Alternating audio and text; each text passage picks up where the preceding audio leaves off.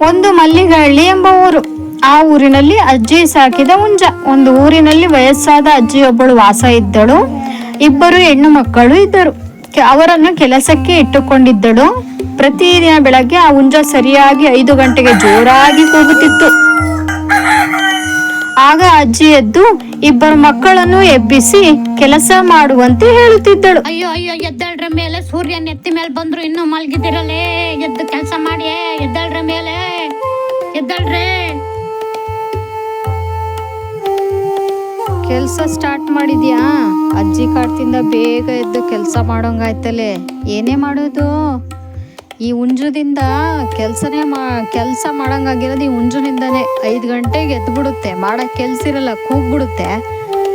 ಏನೇ ಹುಂಜನ ಒಂದು ಗತಿ ಕಾಣಿಸ್ಬಿಡೋಣ ಕಣೆ, ಯಾರಿಗಾರ ಮಾರ್ಬಂದ್ಬಿಡೋಣ, ಸುಮ್ಮನಿರು, ಸರಿನಾ?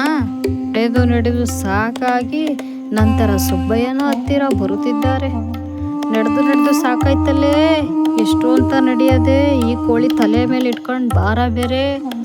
ಅಯ್ಯೋ ದೇವ್ರೇ, ಇನ್ನು ಎಷ್ಟೊತ್ತಪ್ಪ ನಡೆಯೋದು, ಬಿಸಿಲು ಬೇಲೆ ಡೆತ್ತಿ ಬೇರೆ ಬರ್ತೈತಿ. ಸುಬ್ಬಯ್ಯ, ಕೋಳಿ ತಂದಿದ್ದೀವಿ, ಕೋಳಿ ಹುಂಜ ಮಾರಬೇಕು ಅಂತ ತಂದಿದ್ದೀವಿ, ಕೆಳಗಡೆ ಇಳಿಸ್ಕೋ ಸುಬ್ಬಯ್ಯ. ಈ ಕೋಳಿಯಿಂದ ನಮಗೆ ನಿದ್ದೆನೇ ಇಲ್ಲ ಸುಬ್ಬಯ್ಯ. ಹಣ ಎಷ್ಟು ಕೊಡ್ತೀಯ ಹೇಳು, ಕೋಳಿ ಕೊಡ್ತೀವಿ ನಿನಗೆ. ಅದು ಹುಂಜ, ನಾಟಿ ಹುಂಜ, ಕೋಳಿ ಹುಂಜ. ಹುಂಜವನ್ನು ಸುಬ್ಬಯ್ಯನಿಗೆ ಮಾರಿ ಇಬ್ಬರು ನಡೆದು ಹೋಗುತ್ತಾರೆ, ಮನೆಗೆ ಹೋಗುತ್ತಾರೆ. ನಂತರ ಮಲಗಿ ಬಿಡುತ್ತಾರೆ.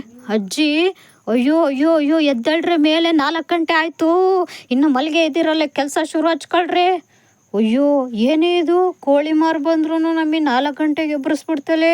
5 ಗಂಟೆಗಾರ ಎದ್ದಂತಿದ್ವಿ ಕೋಳಿ ಇದ್ದಿದ್ರೆ.